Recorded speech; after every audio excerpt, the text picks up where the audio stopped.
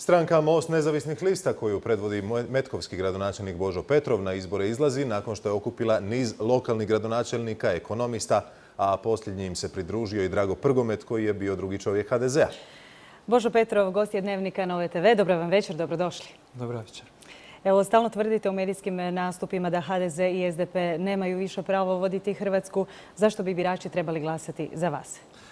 Pa za razliku od HDZ-a i SDP-a koji su ovih 20 godina što toga obećavali, a zapravo cijelo vrijeme kupovali socijalni mir različitim mjerama što im se danas obija o glavu, mi u trenutku kad smo preuzeli dužnosti u ovim lokalnim samoupravama smo napravili kompletnu reorganizaciju cijeloga sustava, izracionalizirali troškove, vratili preko 70% dugova koje je tada nosila lokalna samouprava, pripremili niz projekata i od toga ničega nije bilo u našim lokalnim samoupravama. Dakle, mi smo od prvog dana počeli raditi. Grad i državu nije isto voditi. Ne, vodite ali grad 2 godine. Tako je, ali ono što je isti je princip. Dakle, čak u svim propagandnim materijalima koje će davati HDZ i SDP ima što toga sličnoga. A ono što nedostaje cijelo vrijeme Republici Hrvatskoj političarima je odvažnost i volja da zapravo to promijene. Jer vidjet ćete u predizbornim lecima da je mnogo toga obećavano, zapravo ništa od toga nije napravljeno. To je ono što nedostaje.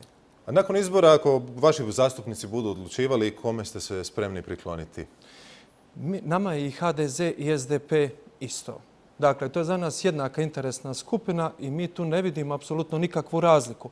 Ono što mi očekujemo da konačno Hrvatska napravi reforme. Reforme u javnoj lokalnoj upravi, u reforme u poreznom sustavu, u pravosuđu.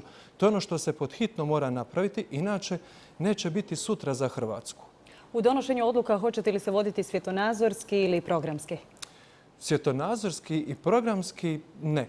Znači, dakle, mi imamo svoj program koji hoćemo provesti.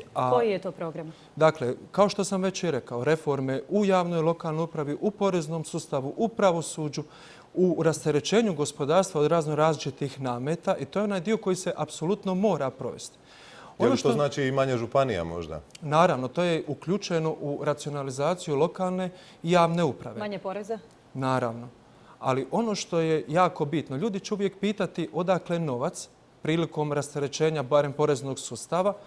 Ne biste vjerovali kada biste znali da u našoj lokalnoj samoupravi prihode nisu značajno rasli, a vratili smo preko 70% duga. Drugim riječima, samo prestanite krasti, prestanite namješati javne natječaje. Imate primjer autoceste koji danas svi znaju. Njihov rashod je eksponencijalno rastao onako kako se autocesta približavala svome kraju, dok je danas napravljena.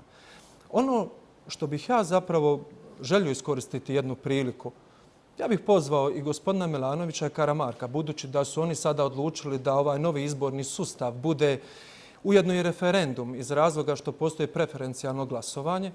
Oni se predstavljaju i sposobnima i svemoćnima, pa evo, neka zauzmu 14. mjesto. Most će zauzeti 14. mjesto. Mi ćemo u naše 10. izborno... A na kojem ćete vi biti mjestu? Na 14. mjesto, na zadnjemu mjestu. Iz razloga što mi preferiramo da naša platforma iznjedri najbolje ljude. Dakle, nama nije stalo do fotelja. A ako se gospodin Milanović i Karamarko ne boje, neka stanu na 14. mjesto pa neka sami vide da li njihove stranačke kolege njih zaista žele. Imate li možda neki uvjet ili reformu koju biste tražili kako biste surađivali sa jednim ili drugim blokom? Spomenuli ste da inzistirate na reformama. Konkretno, koje bi to bile reforme? I ko bi bio možda u stanju vam ih ispuniti? Pa, nažalost, u stanju ne vjerujem da je iti jedna iti druga strana. Volio bih da jeste, ali ono što je vjerojatnije da će se dogoditi je velika koalicija nego reforme koje će provesti, jer to, nažalost, svojim ponašanjem pokazuje već 20 godina. Ali hipotetski da se odlučujete, dakle, lijevo, desno ili novi izbori, ako biste vi bili taj jezičac na vagi? Uvjet su samo reforme. Dakle, ukoliko oni ne pristanu na reforme, za nas je mnogo važnije provesti nove izbore nego trpiti još jednu nesposobnu vlast. Ali tko bi mogao to, po vašem mišljenju, SDP-ova koalicija ili HDZ-ova? Ili izbori na koncu? Ono što mi mislimo da na kraju neće provesti niti jedni, niti drugi. Volio bih da se varam. Niste baš optimist.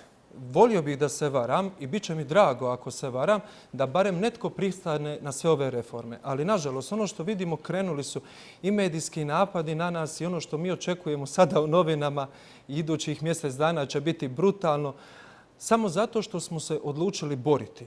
Znači, mi doslovno pravimo otpor prema ovakvom sustavu, jer ako se ne budu ljudi borili, i tu ih također pozivam, neće biti sutra za Hrvatsku. Gospodine Petrov, hvala vam na gostovanju u Dnevniku Nove TV. Hvala vam.